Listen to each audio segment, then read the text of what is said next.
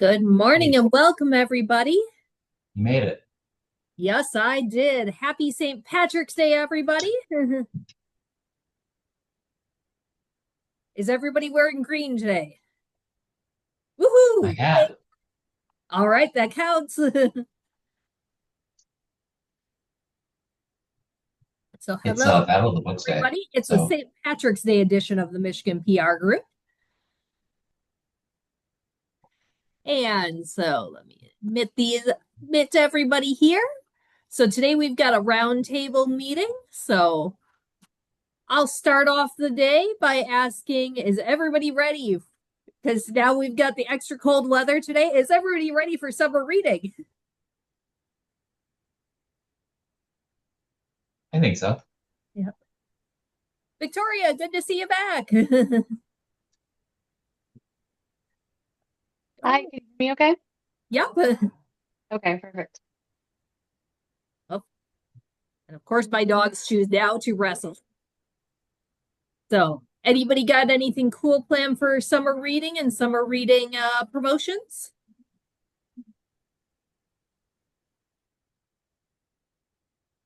Yes, I just have to remember what we're doing. Just somewhere in my drive. Hmm.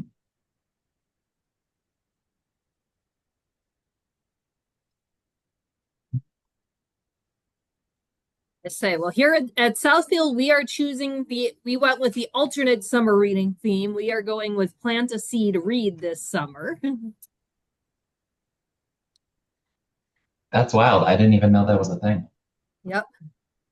Yeah, there's the main one, and then there's the alternate one. It has a better name than alternate, but that's just what I call it. That- It that's so it rogue. Yeah, CSLP is the one I think my mom she works for a library out in Massachusetts, and they're always part of the alternate. But we're very excited about the dinosaurs this year. We're going all in on dinos at West Bloomfield. Oh, yeah, we're getting one of those giant inflatable dinosaur suits. Yes, we already have. Yeah. I think we'll be seeing a lot of those. We're also, I think we have a comic book artist. What do we have? No, I just have a program that says cartoon dinosaurs as shorthand. So whatever that is, it sounds great. So Whatever it is, it sounds fun. I haven't seen the full description yet. Cartoon dinosaurs. We're doing Jurassic Park movie night. Um,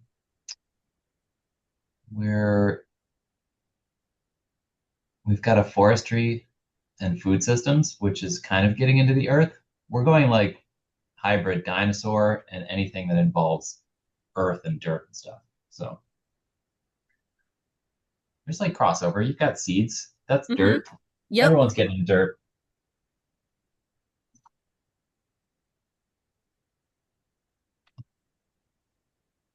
Um, that's that's it. Aside from our usual stuff, we're doing lots of crafts. Our town loves crafts. Um, we're gonna do mermaid sensory bottles. We're gonna do disco vases. We're just getting wild. Hmm. I was gonna say those sound fun. Yeah. We in Sparta, can you hear me? Sorry, I Yep. was making sure. Okay. We in Sparta are doing a kickoff the weekend kind of before. So we've decided the Saturday prior to the main kickoff, we're going to do a big bounce house, snow cones, all that jazz. Some of us, me being one of them, is going to be in one of those blow up dinosaur outfits, just out there going crazy. And then we have the honor of having Miranda coming a couple days before that. I don't know if you know who she is. She's one of our news reporters here, and she's super into the summer reading program. So she's going to come right before, kind of hop up our kickoff on Saturday, and then have a promotion for us. So we're really excited about having her part of our kickoff as well. Oh, it's always wonderful to have news coverage. Yeah, we have her on a Wednesday and then our big kickoff is on a Saturday. So we're going to have different crafts and different dino associated stuff, STEM activities, different levels of kids in our library, just kind of showing what we will have for the future, meaning the months prior coming after. So it's going to be pretty fun. Hey, Yeah.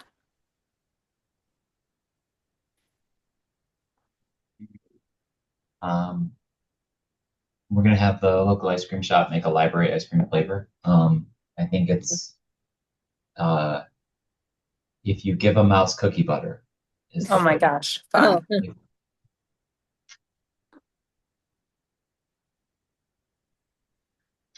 I say, I might have to pop over to Treat Dreams for that one. That sounds tasty. Oh yeah, it's gonna be terrific. I'm just looking up famous dinosaur picture books that we could tie in. But what are you thinking about your seed? Anything with your seed stuff, Kelly? I know we're gonna really highlight the seed library, and then we're doing a bunch of gardening program over the summer. Solid. And then I think we're gonna actually plant some herbs out in our because we revamped the children's garden last year, so we're gonna plant some herbs out there and then do a cooking program at the end using the herbs. Hmm. Um, yes. Is it anyone in the room's first summer reading? I figured not, but maybe.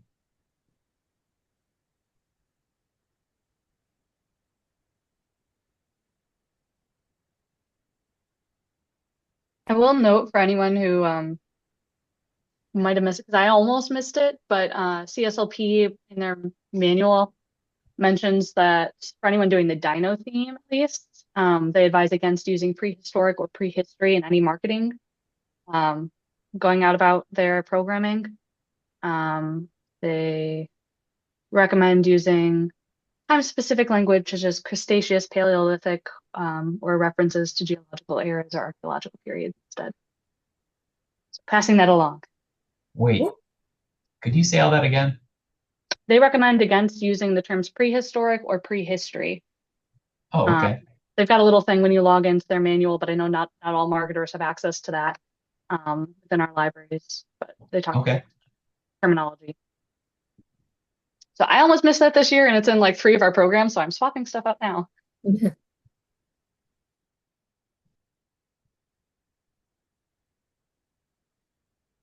That's interesting. For our summer reading at Tecumseh, first of all, it's nice to, I was hired like on June 3rd, or my first full day was June 3rd of 2024. So I was not really able to prepare probably adequately the first year. Then last year, I thought we did a really nice job, but we had basically a new director, new children's librarian, and I was the veteran having barely gone through it. So this year, we feel pretty good about it. We're having a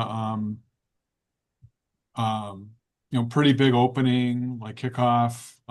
We have a storyteller coming, and his name escapes me right now. It'll be related to the dinosaur theme, although we're not formally adopting. Like, we're not using a lot of the materials like we did last year, mainly because we just didn't really think we needed it, to be honest. But we are going to go with that theme, I guess. And then we have a closing ceremony with Crazy Craig. Some of you might have seen him from, he was at the showcase in October, and he's a juggler and kind of a showman, and he balances like chairs on his chin, like a lot of chairs, like I want to say 12 to 18 or something like that. Um, and I guess we have a lot of programs in between, and like a couple things we're a little concerned about. We're going to use the Beanstack app, which we're really excited about, but you know, people had to come to the opening event to sign up, and then And we're kind of wondering what kind of a turnout we're going to have if they don't really have to come to the opening event to sign up. Um, Are you, so are we're you talking we're about just a little pre-registration? curious about that. You're talking about doing pre-registration? Well, yeah, I mean right, they can like before like there was no pre-registration. They had to, well, unless they were definitely going to be out of town. There were exceptions, but the main um attraction, we did have a magician last year at the opening kickoff, and we had hot dogs and things like that. But people had to come really to sign up, and we had like 168 people come for that opening kickoff on last year. It was June 5th, I think. Um, well, this year we're still going to have the opening kickoff, but people can sign up without coming.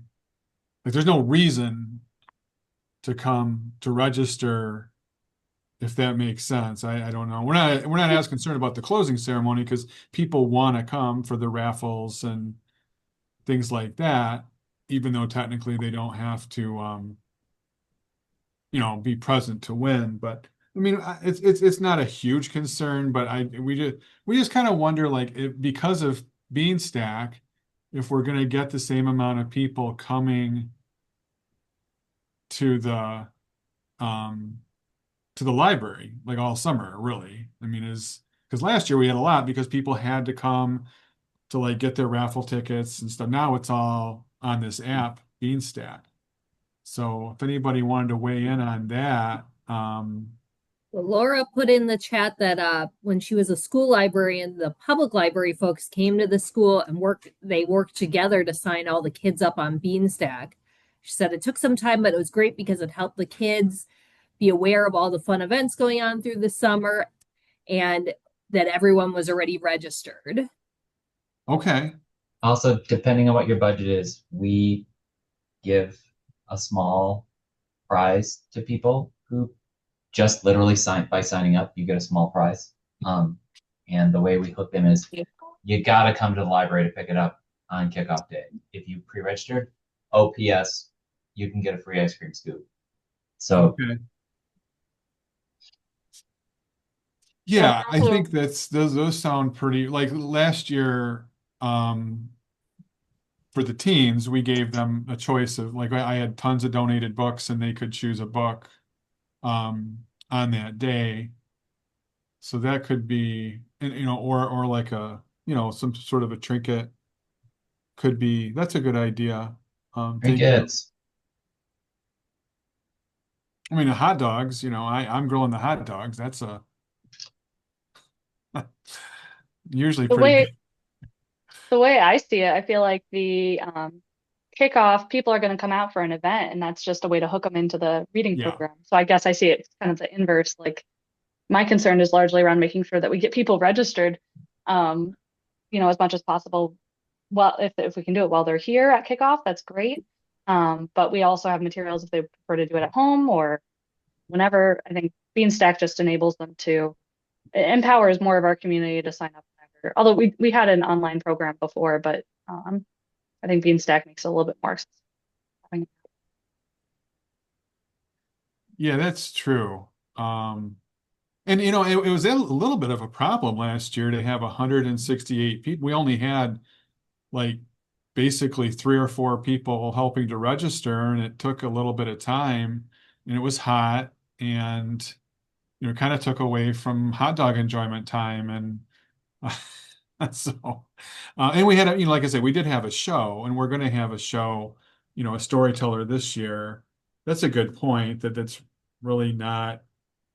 It's almost maybe more convenient for people to not have to stand in line when they could be playing games or things of that nature. Exactly. Yeah. It's always chaotic. There's always a bottleneck. It's Yep. unavoidable. Yep. And Barbara posted in the chat that Hastings is on the second year. They're using the evergreen theme, and she put some of the artwork in the chat, and it's beautiful. And Wow. expand my chat so I can see this easier.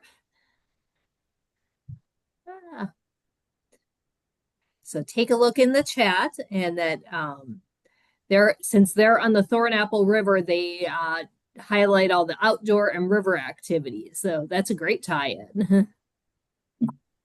And then Barbara also put in that they started on Beanstack during the COVID shutdown and have not noticed a decrease in program attendance since coming back from that.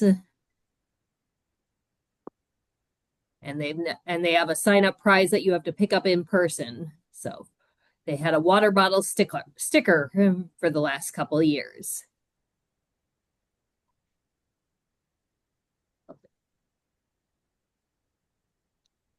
So that's great to hear that's working out. And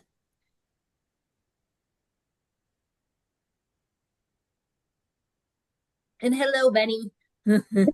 Morning, Hey, Karen, nothing against you, but Benny's cuter, you know. Actually, let me just shut my door for a minute. Be right back.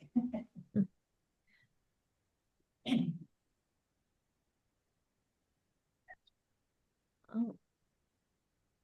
All right. Anybody else got anything cool coming up for summer reading?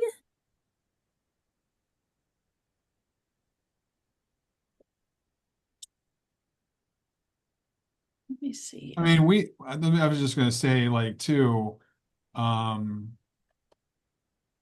we're having our first, like, I mean, we've lined up a lot of,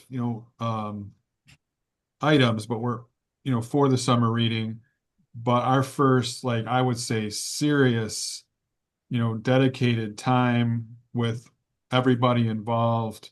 The first meeting for that is next week, I think.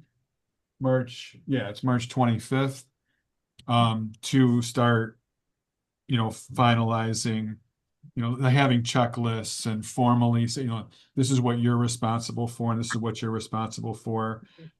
That said, um, I feel like we're ahead of where we were last year. I feel like last year it was I wouldn't call it chaotic by any stretch, but we just really didn't know what to expect. 168 people on that first day was way beyond what we had in Recording the in progress. past. Yeah, and then for the closing, it was a similar situation. We had to move that indoors because it was like 100 degrees uh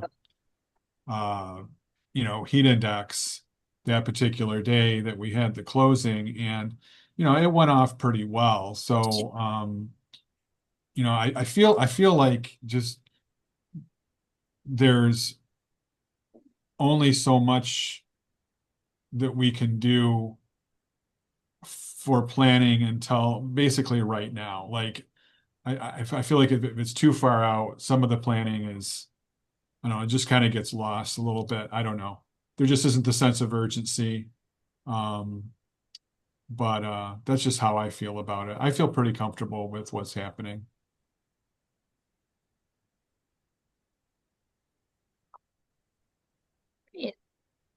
Well, open up the meeting to the floor. Who's got we got before we get there, we got another chat. And Kathy posted in the chat, I think a good way of looking at it would be that you're opening up your program to a wider audience. Oh, and Barbara did post it there that they have an sorry about my dogs here if you hear them. An adult program, history of the Sulaks, and a local falconer bringing in her two hunting birds. Oh, that sounds fun. Cool. That's unique. That's cool. Yeah. Oh, Karen, I think you're logged in twice, and I it's think so too. giving you a reverb. Do you want me to? I don't know what you want to. Let me try to leave. Okay.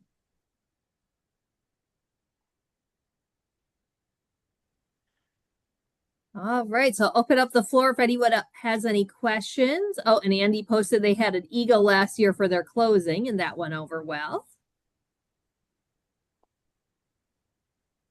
There we go. That's better. The echo chamber. The link for me didn't work this morning. I've been having technical issues. Yeah. And so So like it didn't pop up the same way it usually does. And so now then it did. So here we are. And there's Penny. Hi, Benny. Here we go. I'm going to sit with you. You want to sit in the window? There. Okay. All right, so who's had something cool happen? We have Ooh, tell us all about it. we ran a library card design contest. All right. So we have designs for youth, teen, and adults refreshed, which Very is cool. really exciting. Yeah. And I was just so blown away by the talent of everyone. The sun, I saw the sunset one. That one's they're all three are cool, but the sunset one was my favorite. Sure, yeah, just trying to get my computer to work. But yeah, if anyone has any questions, I'm happy to help. I encourage it, but um, it was it was a gamble because you never knew what you were going to get, but we had some really talented people in the community. It was really great. Right. That's a great idea.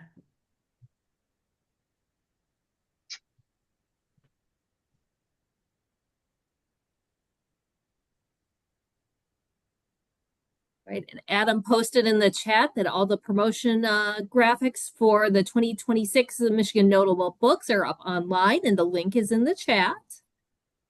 Yeah, it took a little bit longer than expected because I discovered that. So last year we started putting things in Canva so that people could have templates to use. Mhm. Well, the free accounts don't let you do that anymore. You have to have like a nonprofit and then I discovered that like governmental organizations like the Library of Michigan don't get free accounts. K through 12 schools do, 501(c)(3)s, other things like that. So it added a little wrinkle where I had to desperately try to find another account affiliated with the Library of Michigan to get that up on there. Well, that But was we're fun. good. That was about a 45-minute, like, oh my God, what do I do? I'm already running behind with this. So but yeah, if people take a look on there, you're going to find everything from, just general graphics that you can use about the program itself, the author tour, the author conversation series when those get up later this year. If you're putting up signage and posters for like displays, bookmarks, and then also things for tour locations that they can use to personalize Mhm. in any sort of way, and then like logos and all that other good stuff. Very cool. Yay! Glad it all worked in the end. Yeah, Well, you well, nice. there's a couple libraries that are going to be hosting authors like in early April, and they were, where's the stuff? Where's the stuff? I'm like, I'm like a one man show here trying to get this up along with some other things at the same because we also have to have there's I don't know how much everybody's been dealing with ADA compliance on websites coming in the future, and I know for us we have an April deadline to get that all done by. Ugh, yeah. Yeah, that was actually going to be one of my next topics. So, Yeah. Yeah, we're working on it. We work with a company that I don't like. I won't name them. Well, we'll see what happens or Oh, what name goes them, name them. What if someone in this room is just affiliated? Oh, true. No, I'll say it. We do not like EBSCO stacks. Stay away. Stay away. Yeah. Well, I know that when we redesigned our website, we looked at yours and others, and some of them were EBSCO stack, and We made it work as best we could. yeah, it Don't be looks like cute. us. It looks beautiful though. But Trust me, there's a lot of headaches on the back end. same here. And I'm not even involved in it, but I hear about it. So I don't think there is a perfect solution to website design, Yeah, except for my son, but he doesn't work for libraries. you should. Well, as he's told me, there's no money in it, Mom. Hey, Because gotta do it for the about, love. I've said, we really could, library wide, system wide, we could all use some really great new software for all sorts of things. He's like, there's no money in it. I'm sorry. Mhm. Anyway, he's got to earn a living. Mhm. And the other thing that we have to worry about too is that all of our printed material after that April date have to come out meeting a certain accessibility threshold Hey, I'm too. Nicole from Sparta Library. Hmm?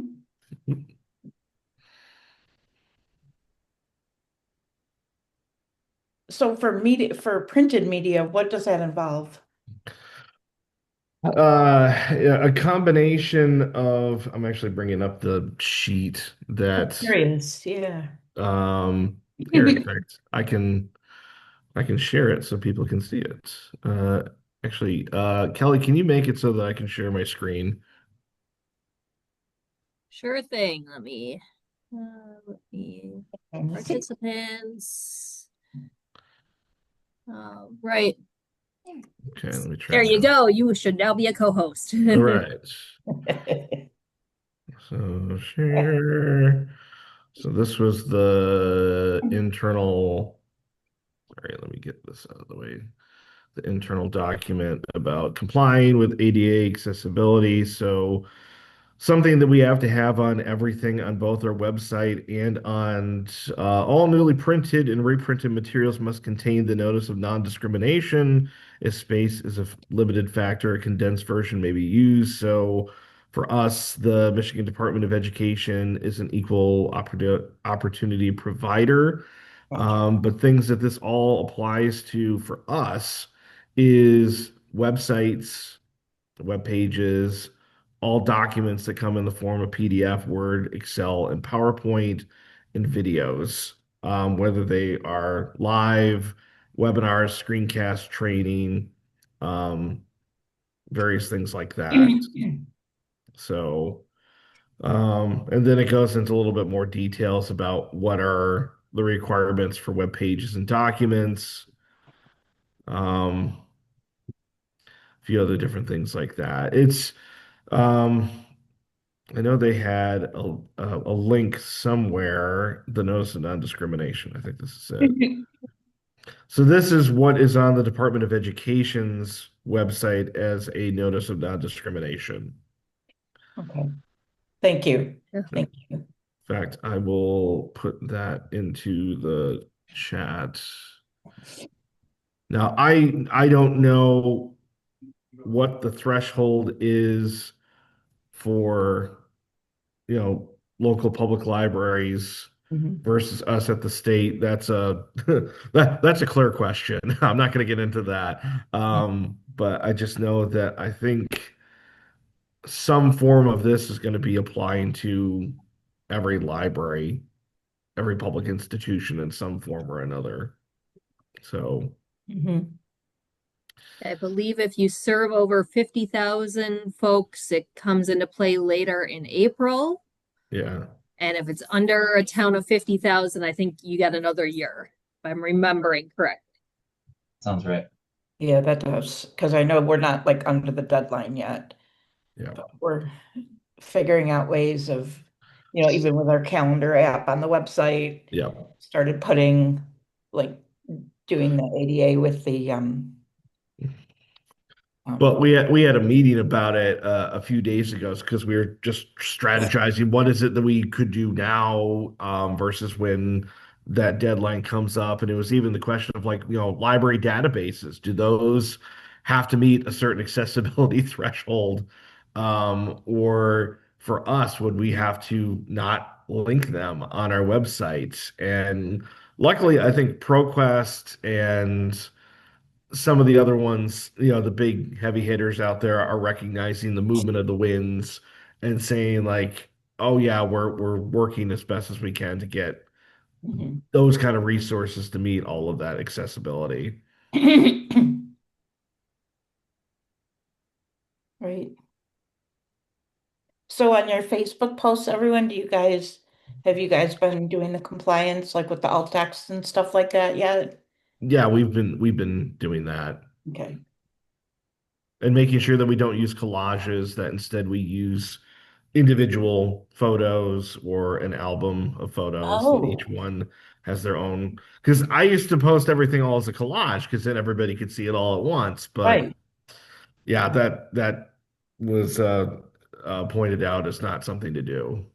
Oh, because I've been doing some collages lately, Yeah, but then I switched to carousels or yeah, whatever, yeah. they're called with Mhm. different books and stuff. But sometimes you want the visual impact of a collage, but I guess if someone can't see it, then there is no impact. So, Yeah. you know, I Well, get, and plus, how much alt text can you put onto a collage to be able to truly represent what's on there, yes, other than yeah, saying it's a collage of 5 photos yeah, yeah. No, that makes taken at such and such event? that's true. I feel like I'm getting this stuff piecemeal and I feel like I want to have like a just a big source to get it all. I mean, I know sources are out there, but Yeah. And I know our library development team is putting together a bit more of a cohesive, mhm. I don't know if it's going to be in the form of a webinar or a guide or something that should be able to help libraries with those kind of questions. Because let's Mhm. face it, there's what 397 library systems in Michigan, and not everybody Yeah, is going to know how to do all of it. no, no. Well, good. Well, thank you, because that would be great. And I know I was looking yesterday at a good source that had it all compiled. I'll forward that to the listserv later today. Okay, So, thank you. because it's hard to find it by email while I'm also on Zoom. So, Yeah, no, and I know we've talked about this, before, but it seems so far out in the future at the time. it did. And this, because we're in the over 50,000 at Southfield. So we're hitting it. It's like, oh, I've got a really and we've done steps toward it. It's not like we've done nothing, but Well, we've got files that didn't get transferred during our migration like a year or two ago. And I've had this goal of like, well, I'm going to go back to do it because it's for all of our newspaper family histories. They're all image files. Right. Well, with this deadline coming up here, there's like 400 broken links that are related to that. Oh my And so God. I have to find the time of getting the images off of the Wayback Machine version of the old website, download them, re-upload them into our content management system, put all the, titles and keywords and all that, and then re-link them to the links. And trying to find, I might have a few like late nights of just doing that. I'll take a pizza yeah. party. Yeah. Yep. Yeah, you now have a goal of 10 a day, Adam. I might just treat it like my college years and just do it, do what I can, like between, you know, 10 p.m. and 4 a.m. or something like that. I wouldn't recommend that, but You get your caffeine here.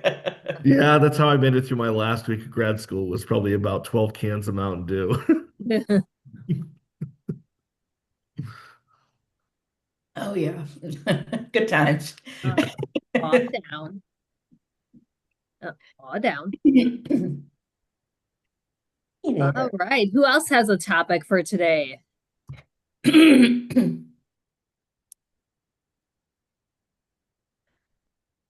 I will don't pass out a thank you from all the folks at Reach Out and Read that were at our meeting last month. They said I think 6 libraries reached out to them, know. and so they were excited. I gave them talked to Cheryl about a week ago. She stopped by to pick up materials from Southfield that they were taken out to some local clinics. So That's great. That's great. I was thinking about that. So we've been doing a little for Women's History Month. Speaking of collages, this time I decided not to do a collage, and I usually do a read alike every Wednesday. And so I'm so sorry. Hang on. We do a read alike every Wednesday, but this month instead, I'm doing a women's history title, um, specifically women's history, like Off with Her Head and different things like that. So on Wednesdays, we'll be having one of those instead of the read alike. And then for International Women's Day, we did some titles, just in a little carousel. So been focusing a little on that. I don't have much to do with summer reading yet. I know that the pros are working on it, and the kids librarian and Shannon and Jillian, the youth lib or the teen librarian, are hard at work at that, and I'll be getting some things from them, to start posting, but not quite yet. I see the Canva just expanding every day. There's like more files. well, Abby asked a great question in the chat. Does anyone have anything fun planned for Library Week this year? That's also coming up on us. When is that? I know it's in April. Okay. National Library Week is always in April. I know I have it written down. So Oh, here we go. April 19th through the 25th. it's hard to know when things are fake or real, like, or if they're US based, or if they're, like when you look it up and you see, wait, is this for real? Huh. There we go. It's real. Yep. It's real. Or Library Week. I'll find that they're real, but they're like in Britain, or something like that. Like I'll find like, oh, it's such and such day, but oh, in Scotland. Are you guys doing anything? I say Southfield, we don't have anything big planned. We'll do some social media posts, and I think we'll have maybe a book display up, but So when can you please tell me that date again? I'm writing it in. April 19th through the 25th. Okay. And this year's theme is to find your joy. And the link is in the chat. Oh, thank you. Kudos go out to Addie for posting all that. So I don't Yeah. want to take the credit from her. So Appreciate that. Whoa. Library Week. I have to find your joy. I'm guessing Michael Threets is involved. And Oh. I know I got to catch up on my episodes of Reading Rainbow. So National Library Week is when we're going to unveil our library cards. So that's Ooh. exciting. Hopefully that will drive some foot traffic. Yeah. We're doing an Earth Day program that week. We reached out to our local senator and invited them to come to some of our programs. Say that again. We reached out to our local senator and asked them to come to one of our programs. And weirdly, they wrote back and said, we don't know if we can make it, but send us your flyers and we'll share them to socials. And I was like, okay. So we'll see. That's a win too. We'll take that. Yes. I know. I love it when the city reposts our socials. I'm like, yay. Yep. And Barbara popped in. Hastings will have cutout hearts for patrons to fill out what they love about the library. That's a Yep. great idea. It is. And then it's so fun. You can share that with your board. You can post the fun ones up on social media. Mhm. I also just love the scribbles you get on them too from the littles. So Uh-huh. that works for me too. If you're not old enough to write yet, you can still draw on there. Absolutely. Because we have done that in the past, like in February, like Valentine's, but this is perfect for National Library Week. Ooh, Lisa. I think that's Lisa. It's hard to see I got this chat too small on my screen. I can't expand it, but their 5,000 square foot expansion and renovation begins on April 20th. Woo-hoo. Hmm. Good luck with that. Boy. Um, er, I'm supposed to be unveiling the library's new strategic plan to the staff that week. That's not exciting, but it kind of is.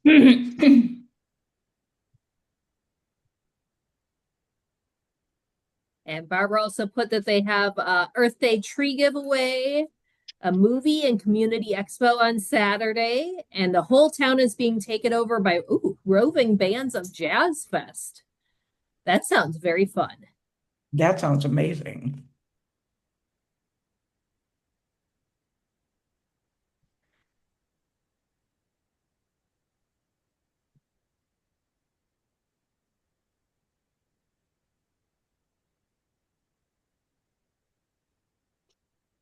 Right. Anyone else have any other topics for today? Oh, wait, we got another chat here. All right. Adam just posted the literary travel trend. Travel trend inspires bookworms to go chapter chasing across Michigan.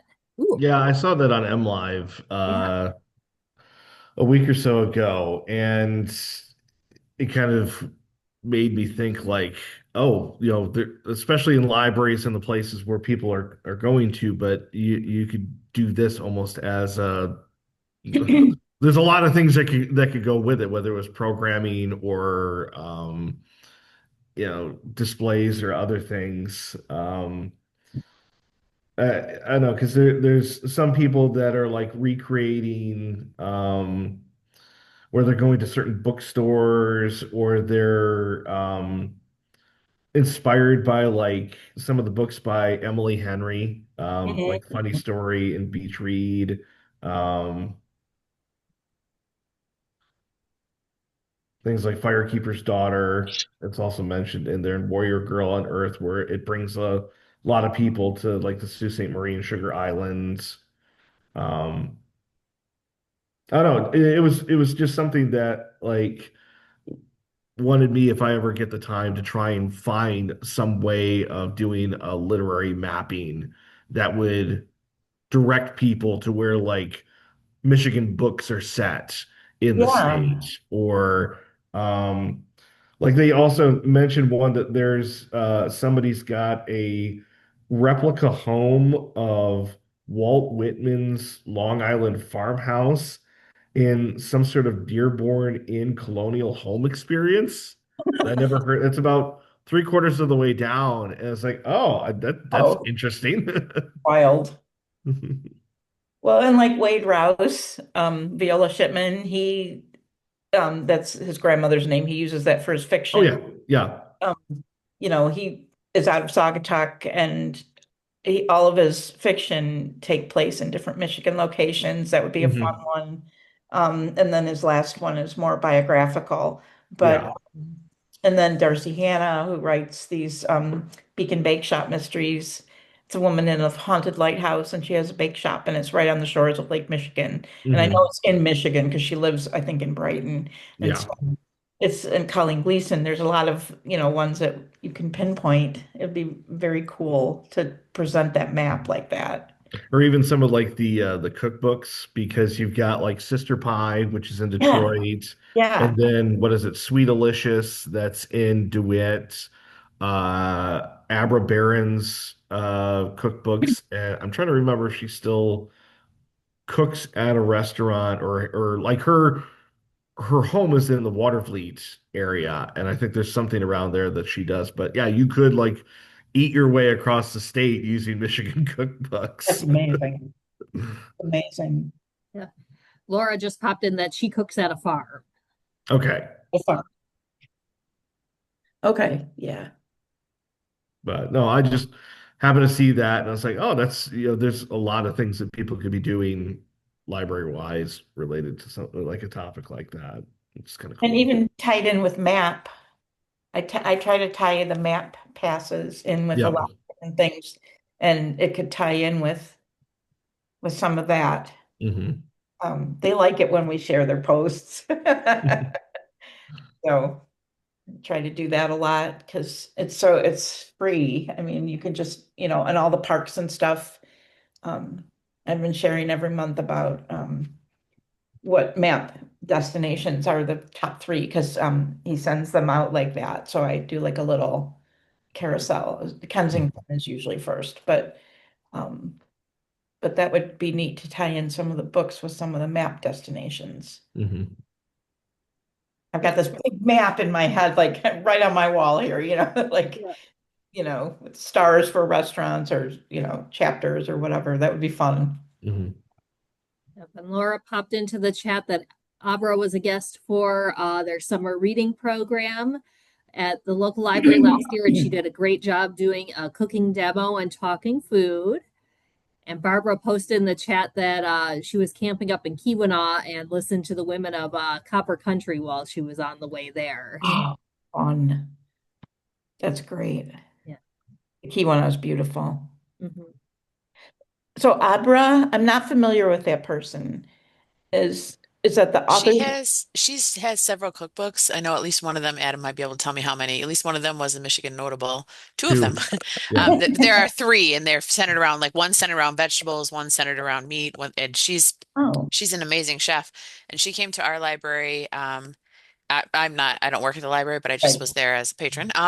Yeah. She came there and she did a cooking demo, which was very interesting.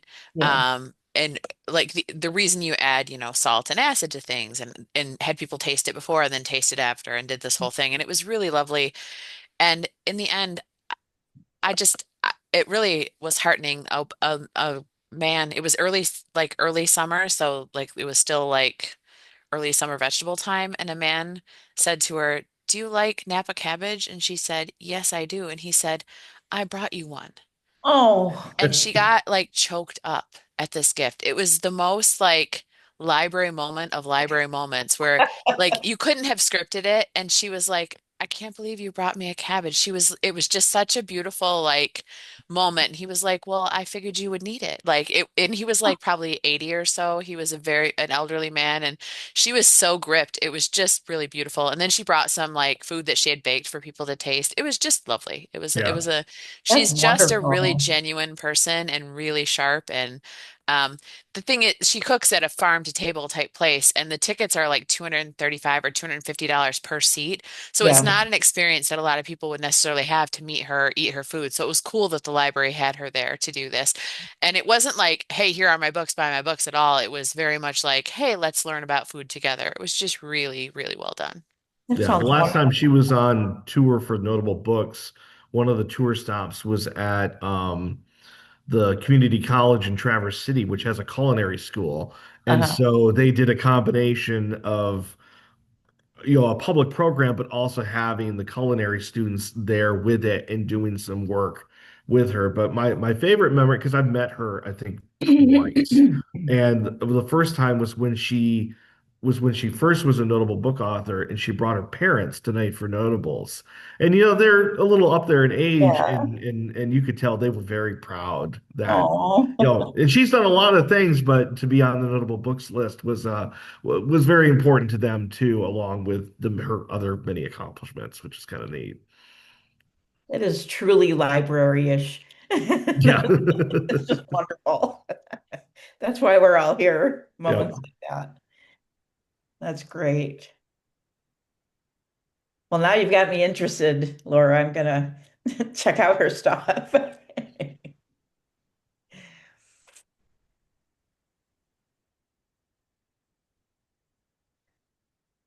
Now all the Thank ideas you, of everybody, for joining us here today for our St. Patty's Day edition of the Michigan PR Group. Back again April the 21st, and I will send out a copy of today's recording, hopefully later today, if not tomorrow. right. April 21st, the real first day of spring in Michigan. Yeah. Yes, yes. May the wind, wait, what is it? May the road rise up to meet you and the wind always be at your back on St. Patty's Day. That's a great way to end the meeting. And luck of the Irish on everybody's library promotions and programming. Thank you. Thanks, Bye. everybody. Thank you. Bye, guys. Thanks for all the links and the info.